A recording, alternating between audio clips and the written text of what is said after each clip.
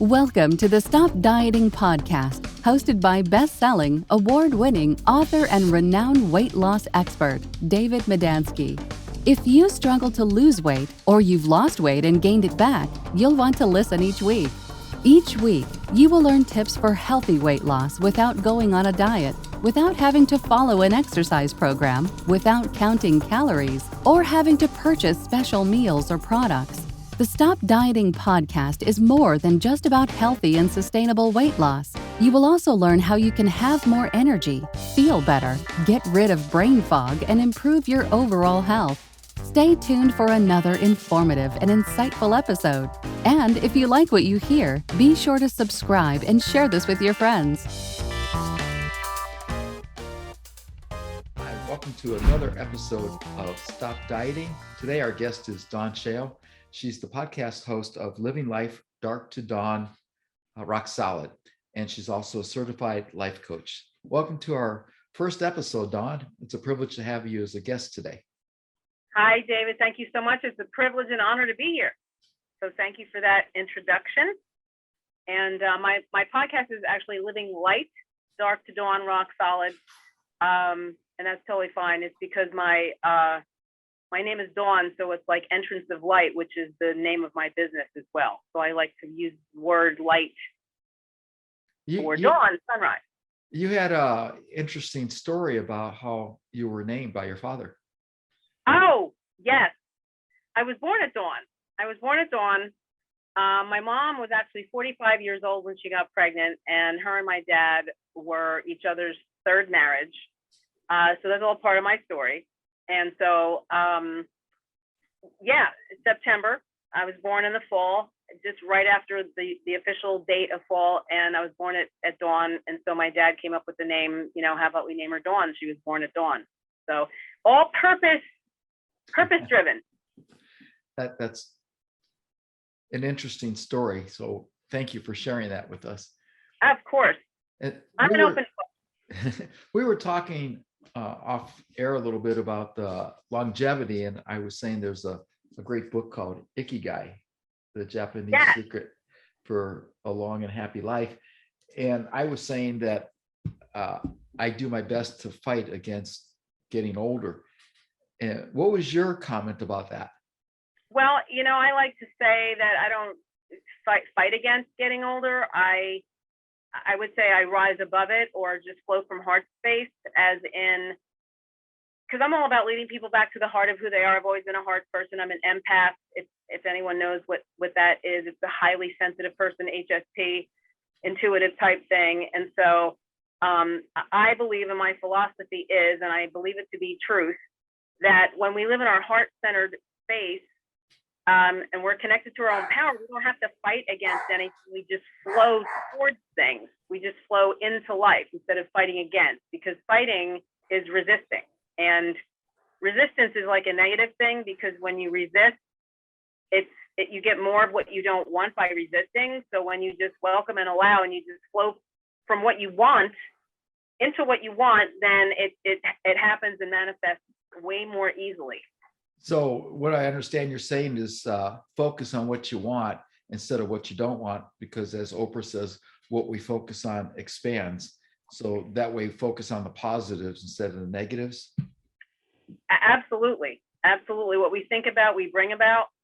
And these are all quotes that other people have said. I write my own material. Nothing of mine's coming to me at all right now, but absolutely. I mean, a positive mindset, and how I work with people, and what I've discovered is that it's sometimes people try to get a hold of their thinking, because thoughts are running through our minds all day long, and sometimes thoughts come in and we don't have to believe everything we think, and sometimes just a radical thought like, where'd that come from? But I think that when we're grounded in here, and we're grounded and aligned in our heart center, we then drive the mind to think the way we want it to, and it's more productive. It'll produce the things that we're after. That's terrific. It seems like you know what your purpose is in life, and that's one of the things that Ikigai talks about, is finding your meaning or your purpose to get up each morning. So Can you tell the audience how you went from the corporate world to helping other people? Well, that's sure. I worked in corporate most of my life because it was where the money was. And most people in life, they just follow the money. They just go for what's going to yield them the most income with the least amount of stress and pressure, which, the past 10 to 20 years, it's like, there's just stress and pressure everywhere, which that's a whole other thing. I wrote something the other day about, humans, we weren't brought here to master working under pressure. And what's the other thing that I said the other day? Because it just hit me like a ton of bricks. I've been saying this for years, but mastering working under pressure. Oh, in a stressful environment. We weren't meant to work against the heart flow. And there's rarely heart in business. Not every business, but so it's like the cardinal sin to have feelings and to actually feel into things on the job. But so I was at work back in 2009, and I had a rip-off calendar of quotes on my desk, and it was written. I forgot the author's name. Forgive me, but most people should have heard of "Don't sweat the small stuff."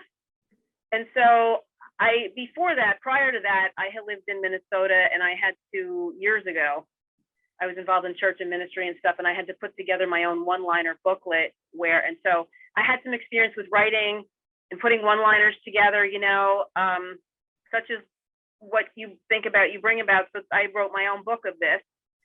And so I was drawn to this author's Don't Sweat the Small Stuff. And it turned into a thing with everybody around, and we kind of look forward to reading it every day and narrating, what's tomorrow's going to say, And so I eventually was laid off from this job, which I was so thankful and relieved, because I wanted out of there so much, and I wanted to pursue my own purpose.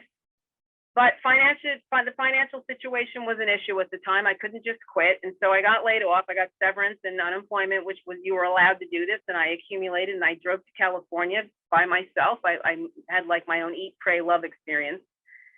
And I became a life coach out there because it was always in my heart to want to help people, to somehow want to empower and elevate and encourage and inspire people. And I wasn't sure how to start or what to do.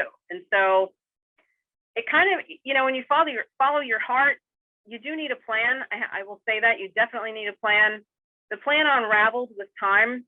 It started with a website, and then I just started writing. I started writing my own material, and I started posting it in Facebook and social media, and it got great feedback. And you still do that every day. So if people want to reach out on Facebook, they can connect with you and see your posts that you post every day. And you also created an ebook with some of your sayings too, correct? Yes. And you helped me with that. You proofread it, and I thank you so much for that. What's the title of your book? The title is 60 Days of Soul Affirmations for Increasing Your Awareness and Raising Your Vibration. And you're going to give that away to people. That's a giveaway. Yeah. If anybody would love a copy, reach out to me, call me, write me, text me, whatever, and I'll send you a copy.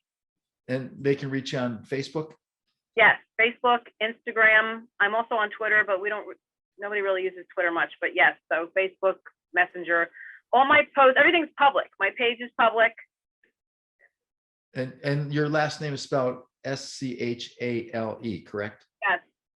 Just so people spell it correctly. Right. Yeah.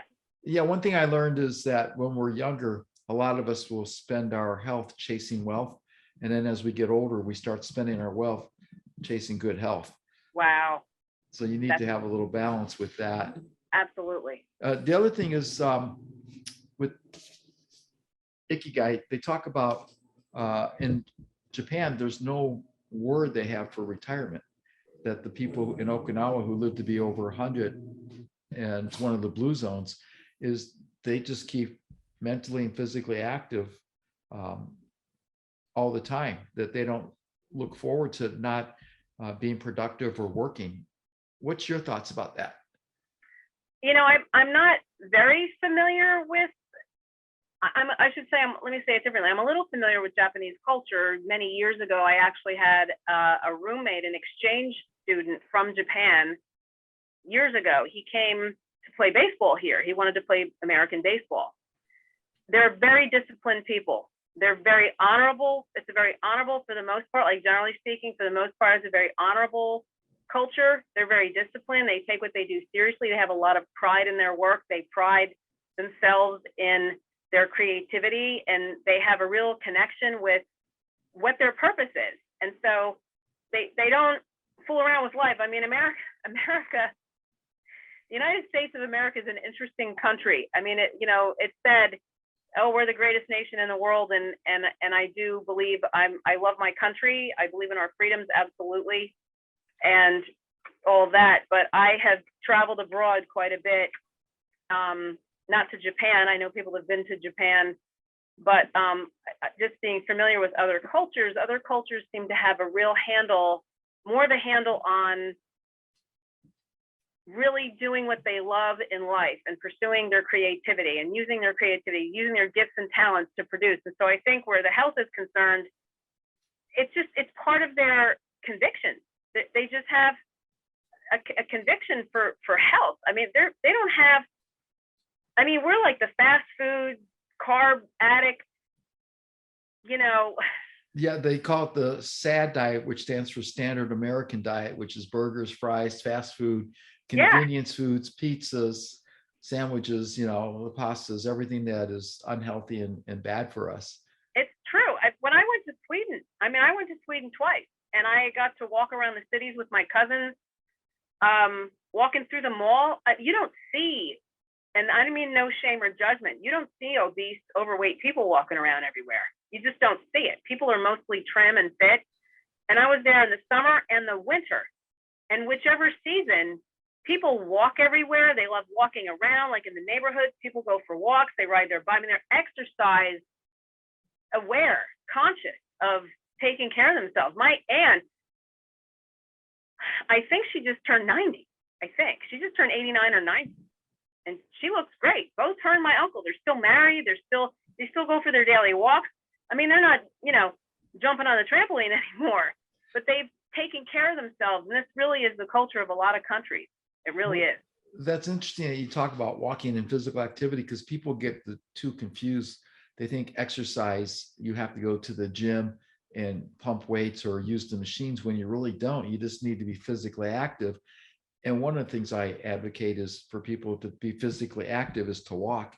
And an example I use is Rebel Wilson, who lost 77 pounds in a year simply by walking an hour each day. Now, not everybody can spend an hour each day walking. However, there's another actress, and what she was doing is when she had a 10-minute break, instead of texting friends or going on social media, she was walking for 10 minutes. And she'd do that 4, 5, 6 times a day. Well, if you do that, you're getting 40, 50, 60 minutes in throughout the whole day, which is beneficial. So, and I know you like to be physically active, and you exercise and you take care of yourself too. Yes. Not everybody's going to be a weight trainer. I weight train. I've been weight training since 2013. I've always worked out on the machines, and I really don't like cardio. Like I'll go for walks sometimes, but I don't like getting on the cardio machines, the elliptical machines and stuff, which they're really not that beneficial. To just do steady state cardio supposedly doesn't really burn fat and keep, gain muscle, but walking does. Walking and running somehow, there's something about the energy in the machine, and I think connecting with the earth, maybe like the outdoors, that maybe there's something to that in conjunction with that, more than being stuck on a treadmill or elliptical machine in the gym. But I think any movement, you have to move no matter what. I implore people to please move. At least this is how people end up with joint issues and aches and pains, because they're not moving. They're not mobile. We're meant to be, a body in motion stays in motion. Yeah, that's great. I like that. Yeah, I understand about connecting with nature, because I'm blessed. We're 2 miles from the White Tank Mountain Trailhead, so I get to go hiking in the White Tanks and going out there, on my hikes for an hour or two, and just connecting with nature. It's very peaceful and very quiet. And I understand not everybody has that luxury or that blessing. A lot of people live in the cities. They have condos. So for them, getting out may not be as easy. So that's why a lot of people tend to go to the gym. However, there's little things you can do at home that you don't need to invest the money in a gym membership. And unfortunately, most people don't use their gym memberships properly. Every January, we call them the New Year's resolutioners. They'll join the gym for the first 2-3 weeks in January. The gym is packed, and then all those people fall off, unfortunately, but it just happens, and gym owners know this. I've been through several gyms, and they know that we got to get ready for the new sign-ups, because everybody gets like, I'm going to go to the gym. It's new year, new me. And it's like, unfortunately, a date on the calendar doesn't mean a new life. It's being dedicated and loyal and committed to your own health, your own self on the regular, and people say, well, I'm going to start the year off this way, join a gym, and they end up quitting, and they're paying for this membership that they don't use, I always find that interesting that people pick January 1st. However, between October and Halloween and New Year's Day, Thanksgiving and Christmas are in between, and everybody seems to gorge themselves. And the average person will gain anywhere from 5 to 10 pounds during those few months. So if you start in October and you avoid getting those 5 to 10 pounds, you're that much further ahead. The other thing is, with people going to the gym in beginning of the year, is they do everything right. They're going to the gym, they're exercising, they're eating healthier, and they're not losing weight. So they get frustrated because the scale's not moving. And the reason that is because they're converting their fat to muscle. And as you know, muscle and fat weigh the exact same amount. 5 pounds of muscle is 5 pounds of fat. The difference being is that the muscle is denser and takes up a lot less room than fat. So what I tell people is, don't go by the scale, because the scale will lie to you. Go by how your clothes will fit. Yeah. And that's why people quit. They give up. They say, the scale's not moving. Why bother? I don't own a scale. I've never owned a scale. I used to use, when I went to Gold's Gym, that's a national brand, years ago, they had the standing up professional scale, that you stepped on. Well, you step on all scales, but you know what I mean with the like in a doctor's office, they had that kind of scale, not just a home bathroom scale. And I would weigh myself, and I found that I was leaning down. I would get lean, but the scale wouldn't move. And I was just doing it out of curiosity, because I knew that you're going to lean out, your clothes are going to fit better, you're going to lose the fat. But like you said, muscle's more dense. And so sometimes you actually gain weight. The scale might actually say you weigh more, but your clothes are looser. So it's really, but of course it's part of the conditioning that, all the, I won't mention the names, but all the things that we see on television, all the diets. And I always say, before I begin every podcast, I make the announcement and I say, David Medansky, Breaking the Chains of Dieting, check him out. He has a story, he's written a book. He's got, it's like, diets fail you, you didn't fail the diet. And so we'll see all these commercials for all these, food order, whatever, and all this, and with the national brands. Yeah. Yeah. And lose weight with this, lose weight with that. And it's scale oriented, it's scale driven. And so many, especially women, they're stuck on the scale, and you really, it's a fault. It's a myth. It's a farce. Well, that's true. And not only that, many people may not realize, but the weight charts that the doctors used were started in the 1940s by the life insurance companies, and they would adjust them accordingly to make better profits, to reduce their risk for insuring people. And then it was in 1985 that they reverted or converted to the BMI, the body mass index. And the body mass index is not the best way to measure your physical health. It doesn't distinguish between a bodybuilder and a couch potato. And what the body mass index is, it's a ratio between your height and your weight. And it was never designed by Adolf Quitland, who was the mathematician who came up with the formula, to use for individual basis. It was more used for general public and social. So I find that interesting that the insurance companies are using the BMI. And again, it's another way for these national diet and weight loss brands to be deceptive to the public.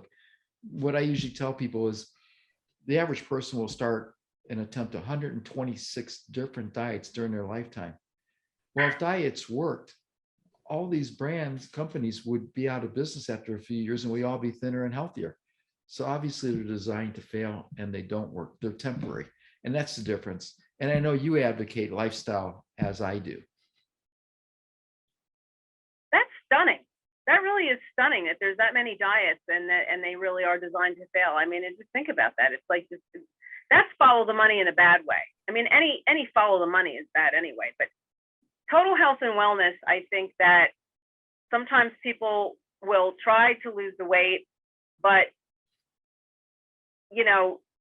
emotionally, this is what I found by personal experience too. When I was stressing there was a period of time where I was eating right, going to the gym, doing my weight training, staying the course, eating clean all week, all those things, because I do allow myself one cheat day, but I gained all this weight and I couldn't figure out what it was. It's because there was this measure of stress in my life, because stress will also retain weight somehow.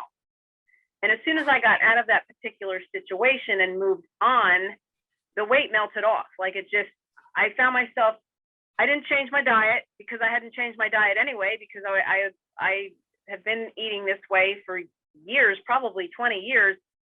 My exercise routine didn't change, but yet, okay, now the weight's coming off. So sometimes it's stress. Sometimes there's just emotional baggage. Sometimes there's things that that will cause you to retain weight on your body. It really will. And there's so many other things as well. I have a friend who he's done everything. He's all organic. I think blood type has something to do with it a little bit, but he's tried absolutely everything, and he's now consulting with a person, a practitioner who, and I forgot what it was, but is telling him this is why you can't lose weight. It has nothing to do with what you're eating, so there are many reasons why. Yeah, I had a similar experience when I was in my mid-20s. I went to a naturopath doctor because I was feeling tired. And so he went through my daily routine and what I was eating. And he looked at me, he says, "You're doing everything right. The problem is you're doing too much. That's why you're tired. You need to slow down a little bit." So, wow. yeah, I was getting up at 4:30, 5 o'clock in the morning, running a couple miles, working 2 jobs. I was eating healthy. It's just, I wasn't giving myself enough time for rest and sleep. And one of the things I learned is that sleep, at least 8 hours of quality sleep, is very important for maintaining proper health. It so is. And you look great. You really do. Oh, thank you. Yeah. You have gained, this is living proof right here. Well, for the audience who doesn't know, it was July 2016 that my doctor told me, based on being overweight and my lab results, I had a 95% chance for a fatal heart attack. And that's wow. what put me in my journey to lose weight and keep it off. And I shed 50 pounds during the next 4 months. However, the biggest factor is I've kept the weight off. And I did that by changing my lifestyle. What I also learned in researching for the books is that 90% of people who lose weight on a diet regain it all within a year, some even more. And the reason, pardon? What do you do? So you keep it off. What is it that you do to just keep it off? I changed my eating habits. I drink a lot more water now. So I drink anywhere from 80 to 100 ounces a day. 75% of the US population is chronically dehydrated. And there's a direct correlation because 72% of the US population is overweight. And what happens is a lot of times we're thirsty. We think we're hungry. So we eat instead of drinking water. And too many people drink soda, diet soda, fruit beverages, fruit flavored, beverages. So drinking pure water is healthier for you. And what I mean by pure water is distilled water or reverse osmosis water or spring water from a reputable source.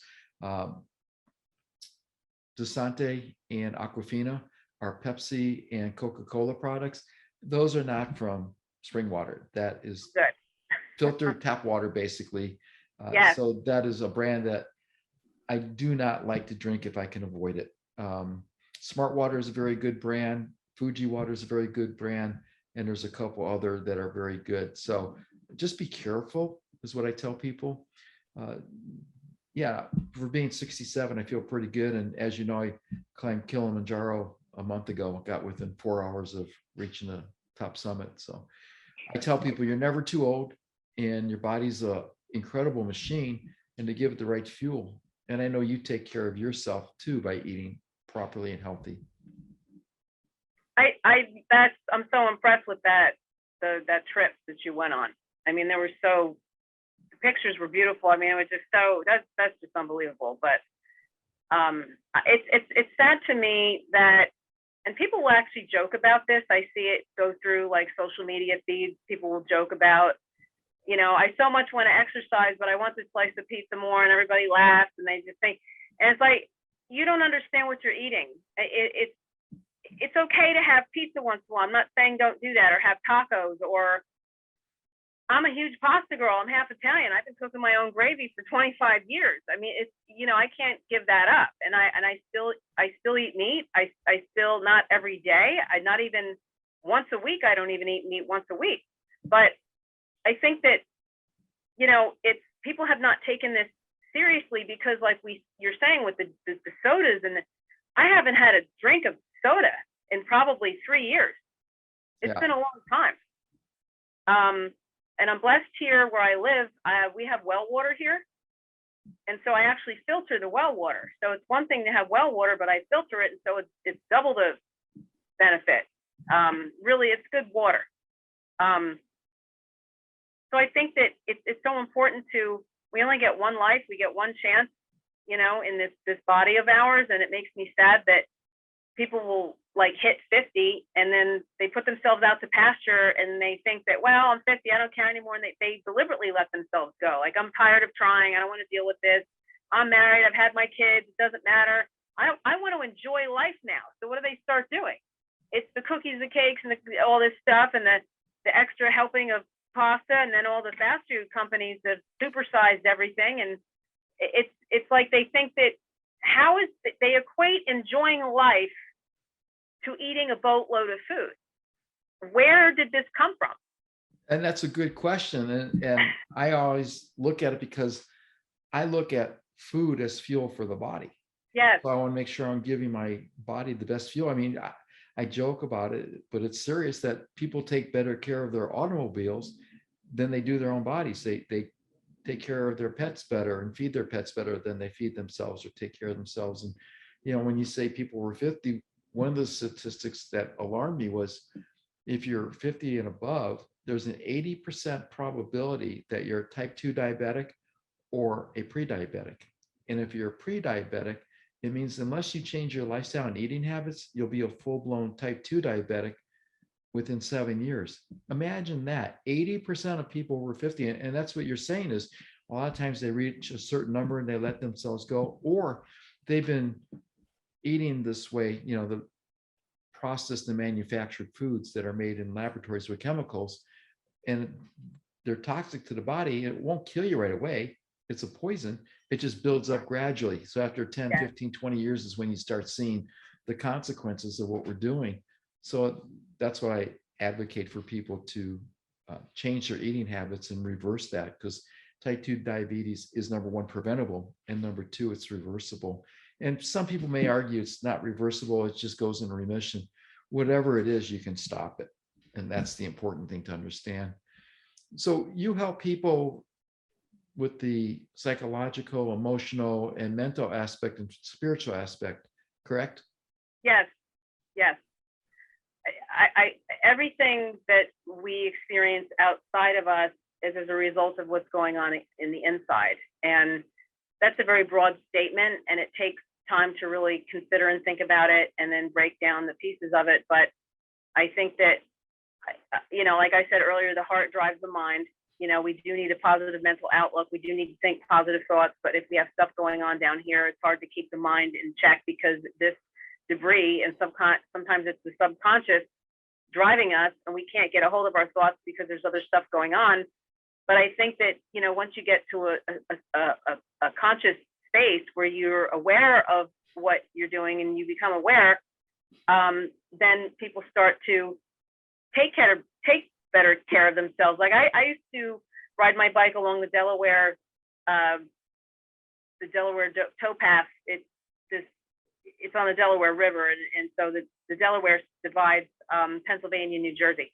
And so as soon as I would get out there with my bike, there was just a different vibe, a different energy with people that are just out biking and walking and out in nature. And they tend to also be, coincidentally, they might be a naturopath, they might be homeopathic or organic, and they're just more, the total health and wellness works all together. And so when we become aware spiritually and emotionally, then we say, oh, I need to take care of my body. I want to live. You develop an appreciation for life. And so in that deeper appreciation for life, the bell goes off like, I want to take care of my body now. So people start like walking, hiking, riding their bicycle, going to the gym and all these different things. And usually, their diet, it's spiritual, mental, and physical. It's the total health and wellness. It all works together. And people that are usually on a personal development path will have some form of exercise. Their diet is cleaner. On the other side of the coin, sometimes if people are dealing with depression, or they're not as conscious, or they're stuck in anger and bitterness and things, they use food, comfort food, and so their diet is poor, and it's just a cycle that way. So I recommend cycle this way, from the inside out. It's interesting that you say it that way, because I was listening to Dr. Bob Martin, and I don't know if he said it or Jim Rohn said it, but they advocate, if you wear out your body, where else are you going to live? So that's a reason to take care of your body. Good statement. What is one of the things you find working your clients that is the biggest resistance they have? Getting to the root. So every client will typically have something they really want, right? We all want something. Life is about wanting. It's about desire. It's about healthy desire. It's about progression, and living our best life is now become cliche. So clients usually want help because they want something, and because there's a deficit and they're not experiencing something. And so my job is to help them get to the root issue that is hindering them from experiencing what they want. And a lot of times, and I've done this, people will kind of start trying to bypass or circumvent or go around or take the easy way out and not really deal with the real point of pain, because nobody likes to feel pain. Nobody wants to be in pain, but it's temporary. It is absolutely temporary. None of us have been exempt from hurts, wounds, and sometimes trauma. And I use the word trauma loosely because my industry is abusing this word trauma. Not everything is a trauma experience. But the problem is that a lot of people have pushed it down. They've embodied the hurts and the wounds. They think that they've let it go, but they pushed it under the rug in the closet, and hence they're just still carrying this energy in their bodies. And depending on how long they've been carrying the energy, or how long they've been believing lies that were maybe spoken to them when they were a kid from their parents, or had an experience with a sibling or something like that, that energy that we have creates our outer experience, because life is people and relationships. And usually what people want has everything to do with other people being involved. I mean, we're not islands. We have relationships and business connections and all these things. And so you help people release that negative energy that may be holding them back, that they may not be aware of. Right. That's great. What's the best way for our audience to get in touch with you if they want to reach out to you? I would say my website is www.dawnschale.com. My phone number is there. I mean, it's not a secret. You can, or reach out to me in social media. I prefer Facebook. I mean, Instagram is a different entity. I mean, you can message people on Instagram, but you can message me in Facebook or through my website, send me an email through that, and I'll get that, or just text or call me direct, and I'm good to respond within 24 hours. That's terrific. And also with Facebook, I know, because that's the way we communicate sometimes through Messenger, that if someone wanted to get your free book, that they can reach out to you and they can obtain it that way. Well, this has been a great episode. Thank you so much for being a guest, and I appreciate your time, and stay healthy, and we'll look forward to the next episode. Thanks so much, Dawn. Yes, thank you. Thank you, David. It's been great. I appreciate it. Thanks for listening to the Stop Dieting podcast. Remember to like and subscribe so you won't miss a single episode to get more healthy eating and lifestyle tips. Motivate and inspire others to be healthy by sharing with your friends.